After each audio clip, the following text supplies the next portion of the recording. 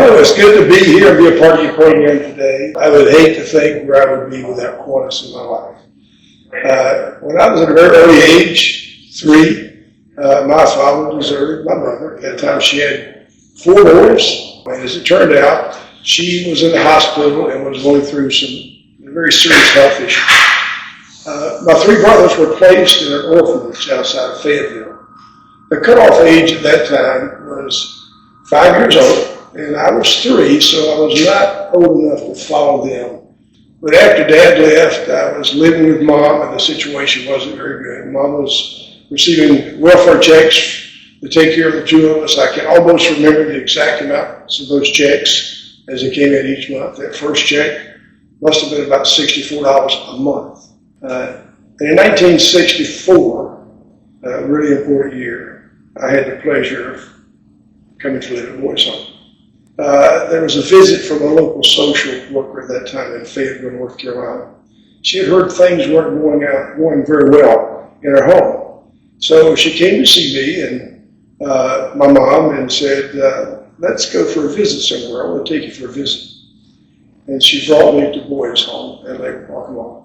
And in fact, brought me here to live because things were not going very well. In fact, that year of school, I had been truly absent from school over 110 days, so I was spending most of my time on the street.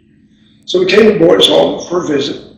I'll never forget the ride the first day from Fayetteville to Lake Waccamaw. It seemed like an eternity, only about 60 miles. But I was going to live in a strange place with strange people, potentially. But I also remember as I arrived on the campus, I met the boys, I met the house parents. Saw the beautiful cottages. I remember saying, is it real? And is it really possible that this could become my home? Well, it was, and it is. I went for a visit, and suddenly, it was my home. It changed my life at that time. I moved into the Kiwanis Cottage, 1964, the very first year it was being built. There were many firsts for me upon arriving at Boys Home. Sheets on the bed, or bed at all, inside running water, regular meals, regular baths, or trips to a dentist. These were all obvious physical changes. There were other changes, new goals established. Suddenly, not only was I in school every day, but I was in a supervised mandatory study hall 5 nights a week to help me catch up, because I was no doubt far behind.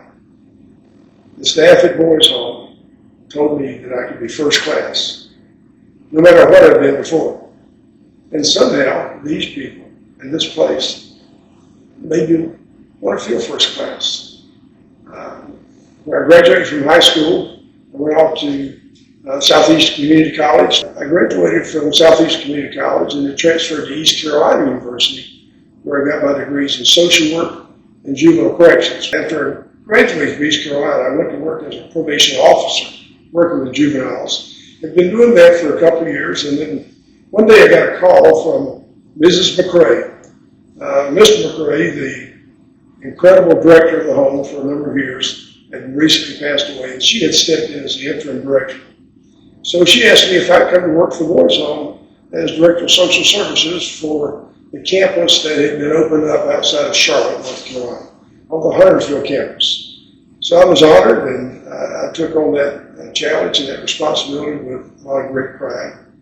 I did that work for a number of years and eventually transferred to work out of the Lake Waccamaw campus in a number of capacities.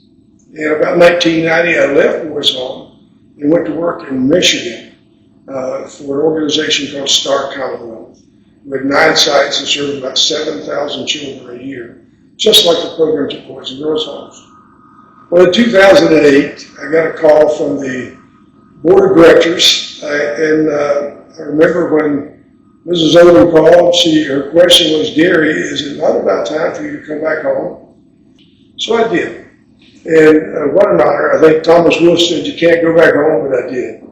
I actually came back home and worked as a CEO for 13 years here at Boys and Girls Homes. And look, the whole story I've told is not a story about Gary.